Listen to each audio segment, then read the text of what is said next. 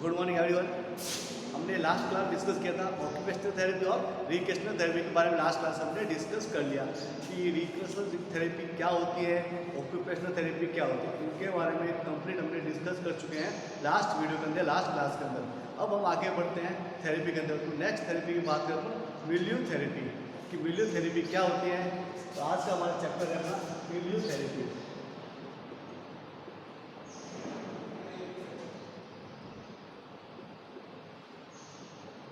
Next अपना है मिलियो थेरेपी। अब बात करते हैं कि मिलियो थेरेपी क्या होती है। मिलियो थेरेपी एक प्रकार से क्या मेंटल डिसऑर्डर में काम आने वाली थेरेपी है। इस थेरेपी में क्या करते हैं, पेशेंट को, जो पेशेंट होता है, जो व्यक्ति होता है, उनको ऐसा इन्वायरमेंट प्रोवाइड किया जाता है, ठीक है, आर्टिफिशियल रूप से ऐसा इन्वायरमेंट प्रोवाइड किया जाता है जिसमें वो आराम से रह सके, कंफर्टेबल रह सके, ठीक है ना। उसको बोले तो एक तरीके से हॉस्पिटल के अंदर आर्टिफिशियल रूप से क्या होम वाला, होम मेड, जो घर पे जैसा इन्वायरमेंट होता है वैसा इन्वायरमेंट पेशेंट को प्रोवाइड किया जाता है मिलियो थेरेपी के अंदर, वो भी हॉस्पिटल के अंदर ही। ऐसे इन्वायरमेंट में जो पेशेंट कंफर्टेबल रह सके, वो अपनी फीलिंग आराम से बता सके, अपने जो इमोशन को शेयर कर सके, या कह सकते हैं अपनी डेली एक्टिविटी जैसे वर्क करता है वो किसी प्रकार वर्क करता रहे कंटिन्यू, जिसमें किसी प्रकार की उसको बाउंडेशन नहीं हो। बिल्कुल पेशेंट को फ्रीडम दी जाती है कि जो अपनी डेली एक्टिविटी है, जो रूटीन वर्क है, वो आराम से कर सकता है। ये होती है मिलियो थेरेपी के अंदर। कुल मिलाकर बोल सकते हैं कि पेशेंट को हॉस्पिटल के अंदर ही होम इन्वायरमेंट, घर जैसा इन्वायरमेंट प्रोवाइड करना पेशेंट को, जिससे कि वो आराम से जो डेली एक्टिविटी वो कर सकता है, अपने वर्क कर सकता है, किसी प्रकार की बाउंडेशन नहीं है, वह अपने इमोशन और फीलिंग को शो कर सकता है। तो ये होता है मिलियो थेरेपी के अंदर। कुल बात करते हैं कि अब बात करते हैं मिलियो थेरेपी का इंट्रोडक्शन डेफिनेशन की बात करें। मिलियो थेरेपी की डेफिनेशन की बात करें तो यह बोलते हैं, यह एक साइंटिफिक, क्या यह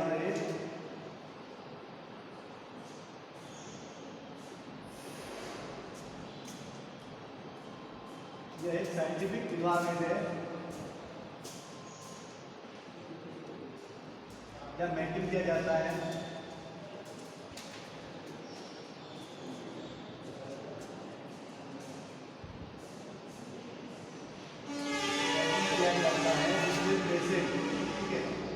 साइंटिफिक इन्वायरमेंट या साइंटिफिक रूप से इन्वायरमेंट को मेंटेन किया जाता है, जिसके अंदर पेशेंट आराम से बिना किसी प्रकार की बाउंडेशन के अपना वर्क अच्छे से कर सके। ये होती है मिलियो थेरेपी की डेफिनेशन। ये स्किनर के द्वारा दी गई, साइंटिफिक है स्किनर, उनके द्वारा ये थेरेपी की डेफिनेशन दी गई कि मिलियो थेरेपी क्या होती है, स्किनर के द्वारा। ठीक है, इसका उद्देश्य क्या होता है, इसका उद्देश्य क्या होता है हमारा, इसका पर्पज होता है, इसका पर्पज होता है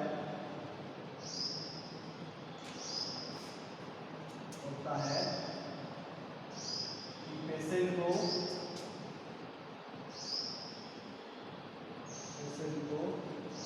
साइकोसोशियल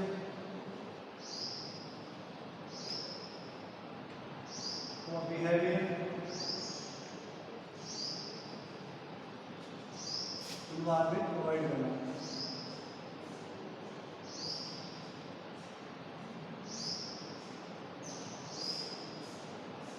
ठीक है, क्या हो सकता है, इसका मतलब ये स्किनर के द्वारा दी गई डेफिनेशन के द्वारा बोला गया है कि यह साइंटिफिक इन्वायरमेंट या साइंटिफिक मेंटेन किया जाए, जिसका उद्देश्य होता है पेशेंट को साइकोसोशियल बिहेवियर इन्वायरमेंट प्रोवाइड करना, कि पेशेंट को कंफर्टेबल, साइकोसोशियल रूप से कंफर्ट हो और बिहेवियर रूप से भी कंफर्ट हो, ऐसा इन्वायरमेंट प्रोवाइड किया जाता है मिलियो थेरेपी के अंदर।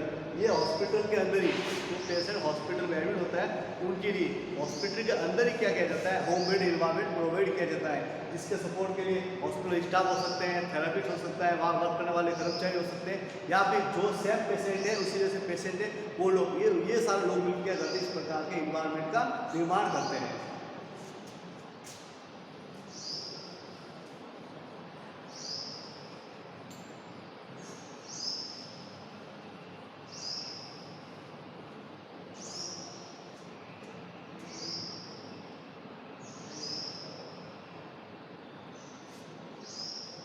अब बात करते हैं इसके कि ये मिलियो थेरेपी एम क्या है, अपना उद्देश्य क्या है थेरेपी देने का। तो नेक्स्ट अपना एम एम क्या है अपना, उद्देश्य क्या है मिलियोथेरेपी देने का। तो मिलियोथेरेपी देने का पहला उद्देश्य अपना है कि माल एडजस्ट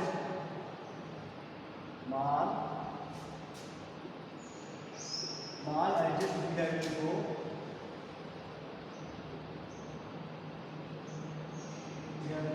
एडजस्ट बिहेवियर में कन्वर्ट करना, बिहेवियर में कन्वर्ट करना। पहला हमारा ये क्या है, जो माल एडजस्ट बिहेवियर, वो पेशेंट जिसका बिहेवियर एडजस्ट नहीं है, माल एडजस्ट यानी कुछ समय जितने एडजस्ट नहीं कर पा रहा है, उस माल एडजस्ट बिहेवियर को एडजस्ट बिहेवियर में बदलना, ये हमारा पहला फर्क होता है मिलियोथेरेपी का।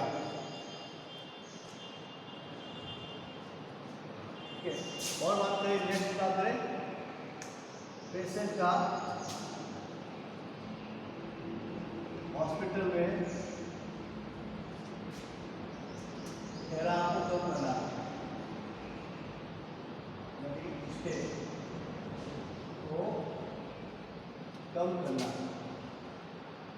मतलब ये इसका मतलब कहने का है कि पहला उद्देश्य अपना क्या, माल एडजस्ट बिहेवियर को एडजस्ट बिहेवियर में कन्वर्ट करना। सेकंड बात करते हैं अपन पेशेंट का हॉस्पिटल, यानी कि पेशेंट को हॉस्पिटल में जितना जल्दी हो सके उसको डिस्चार्ज करवाना, उसको वहाँ से छुट्टी दिलवाना, ये होता है अपना सेकंड पर्पज। जो पेशेंट है हॉस्पिटल में बहुत ज़्यादा एडमिट है, उसको क्या करना है, जितना जल्दी हो सके उसको डिस्चार्ज करने का प्रोग्राम करना, प्लान करना, ये हुआ अपना second M.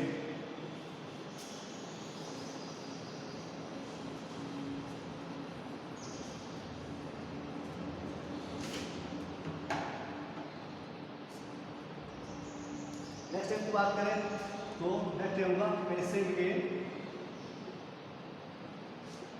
Sign and symptom को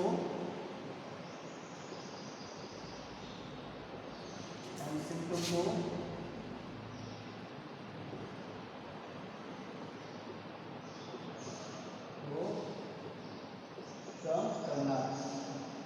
ठीक है, जो पेशेंट है, पेशेंट एडमिट हुआ है, उसके जो साइन एंड सिम्टम आ रहे थे पहले, उन साइन एंड सिम्टम को, उन लक्षणों को है ना कम करना।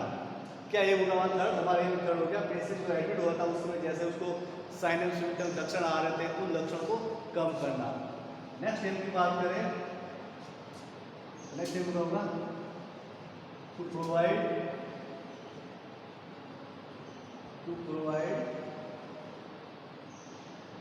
कंफर्टेबल, या बोल सकते हैं होम इन्वायरमेंट,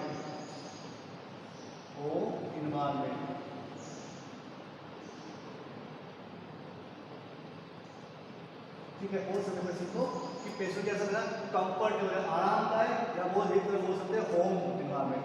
जैसे घर में कैसा इन्वायरमेंट है वैसा same to same environment hospital के अंदर पेशेंट को प्रोवाइड करना। ये अपन आर्टिफिशियल रूप से ही होम इन्वायरमेंट क्रिएट कर सकते हैं हॉस्पिटल के अंदर। जो हॉस्पिटल होता है उसके अंदर पेशेंट के साथ या पेशेंट के लिए हम एक घर जैसा इन्वायरमेंट मेंटेन कर सकते हैं। तो नेक्स्ट अपना ये होता है कंफर्टेबल और होम इन्वायरमेंट प्रोवाइड करना।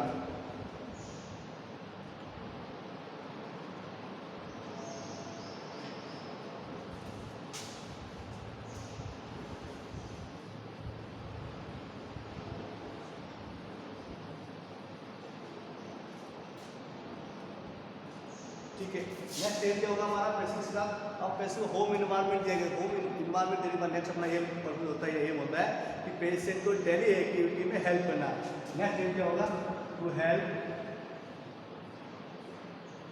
इन patient daily routine activity, daily routine patient को हेल्प करना है इसमें, जो उसकी दैनिक दिनचर्या होती है, जो उसकी डेली एक्टिविटी होती है, जो उसका पर डे का कार्य होता है, उस कार्य को करने में क्या है पेशेंट की हेल्प करना। नेक्स्ट है पेशेंट के लिए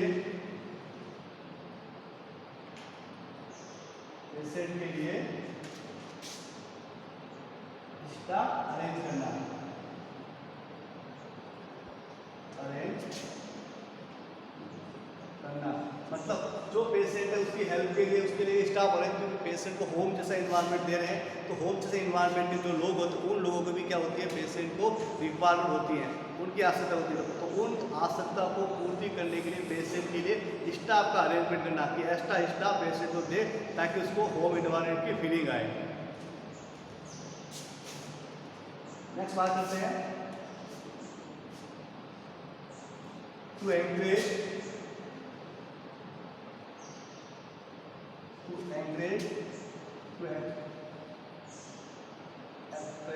इट फीलिंग, ठीक है। अब हमारा मतलब क्या है, पेशेंट को क्या करना है, ट्रीट करना है। तो पेशेंट को एंकरेज करना है कि वो अपनी फीलिंग को एक्सप्रेस कर सके, अपनी जो प्रॉब्लम है वो आसानी से क्या सबके सामने व्यक्त कर सके या थेरेपिस्ट के सामने अपनी फीलिंग को क्या एक्सप्लेन कर सके। तो पेशेंट को एंकरेज करना है कि अपनी फीलिंग को अच्छे से एक्सप्लेन कर सके।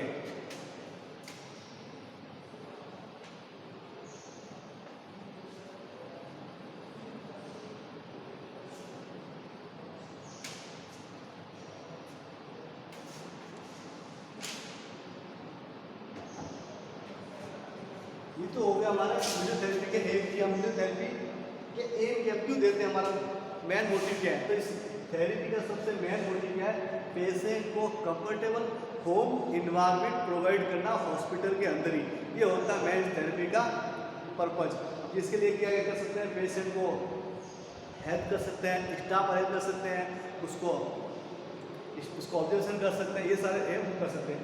अब बात करते हैं इंडिकेशन की, इंडिकेशन ऑफ, अब बात करते हैं इंडिकेशन। इंडिकेशन का मतलब क्या हुआ कि हम ऐसे कौन कौन से पेशेंट हैं, किस प्रकार के पेशेंट के अंदर इस थेरेपी का अपन प्रयोग कर सकते हैं, किन प्रकार के डिसऑर्डर से सर्वाइव करने वाले पेशेंट को हम ये थेरेपी दे सकते हैं, किस प्रकार के पेशेंट को दे सकते हैं, किस प्रकार के मैंने दे सकते हैं अपन डिप्रेशन वाले पेशेंट,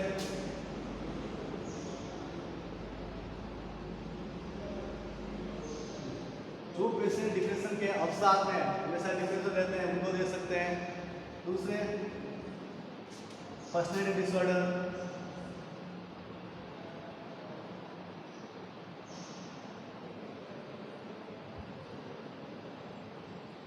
ठीक है। डिप्रेशन वाले पेशेंट जो अवसाद रहते हैं, जो फीलिंग एक्सप्रेस नहीं कर पा रहे, हमेशा उदास रहते हैं, उन लोगों को दे सकते हैं। या पर्सनैलिटी डिसऑर्डर, जिसका जो पर्सनैलिटी है डिसऑर्डर वाले पेशेंट को दे सकते हैं। दूसरे ड्रग एब्यूज,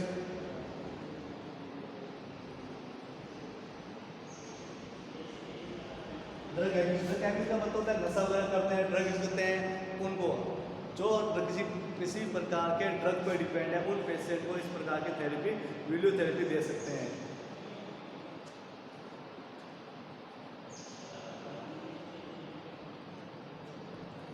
ठीक है, डिप्रेशन दे सकते हैं आप, पर्सनैलिटी डिसऑर्डर दे सकते हैं, ड्रग एब्यूज। और बात करते हैं तो एक और है जो सिजोफ्रेनिया है, जो सिजोफ्रेनिया इफेक्ट होते हैं,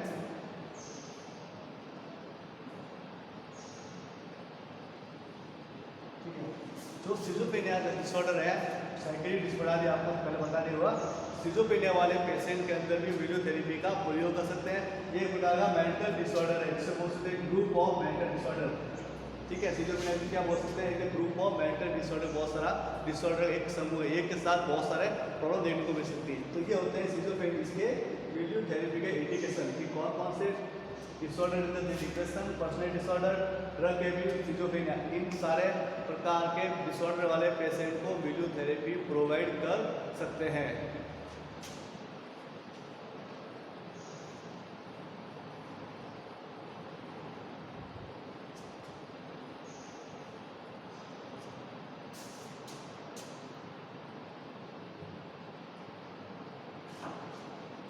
अब बात करते हैं इसकी कैरेक्टरिस्टिक कि वीडियो थेरेपी की विशेषता क्या है, ऐसी क्या खास बात इसके अंदर जो अदर थेरेपी से नहीं होती।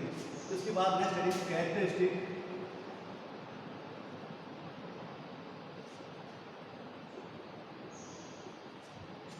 Of video therapy.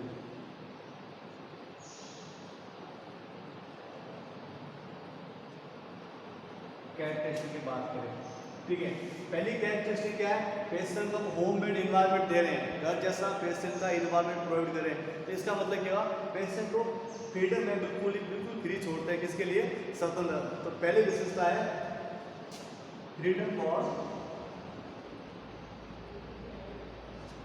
और कम्युनिकेशन।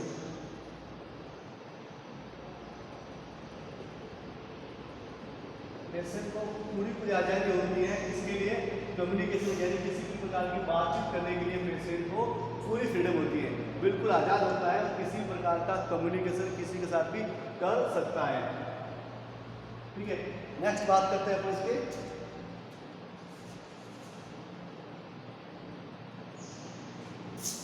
जैसा पेशेंट को फ्रीडम दे सकते हैं। फ्रीडम के साथ क्या, पेशेंट को होम मेड इन्वायरमेंट दे रहे हैं, तो जो घर में जिम्मेदारी होती है उसका भी एहसास होता है। तो सेकेंड स्टेप होगी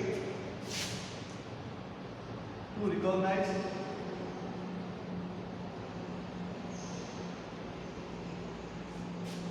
हिज रेस्पॉन्सिबिलिटी।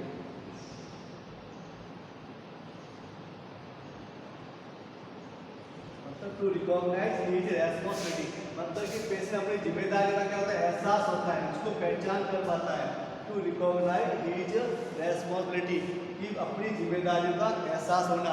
अगर पेशेंट को होम मेड इन्वायरमेंट दे रहे हैं, जैसे घर में जिम्मेदारी होती है, वैसे ही पेशेंट को वहाँ कभी क्या होगा, उसको अपनी जिम्मेदारी का एहसास होगा, उसको पता होगा। ये होते हैं कैरेक्टरिस्टिक। ठीक है, और बात करते हैं इसका कैरेक्टरिस्टिक की, और बात करते हैं कैरेक्टरिस्टिक। तो पेशेंट को क्या है, इसके अंदर पेशेंट को फ्रीडम होती है किसके बारे में, कि वो किसी भी प्रकार का डिसीजन ले सके, किसी प्रकार का फैसला ले सके। टू गिव फ्रीडम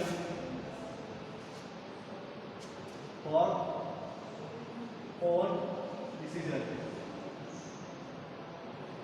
ठीक है, जो खुद के फैसला है, खुद का डिसीजन लेने में क्या पेशेंट को फ्रीडम होती है, पेशेंट को पूरी आज़ादी होती है कि वो अपने आप के फैसले को आराम से ले सके, किसी प्रकार की बाउंडेशन नहीं है, नो रुकावट है, ना रोक टोक है, और डिसीजन खुद के फैसले को ले सकता है, उसकी पूरी पेशेंट को फ्रीडम दी गई है, आज़ादी मिलती है इस थेरेपी के अंदर, इसमें रोक टोक नहीं होती पेशेंट को।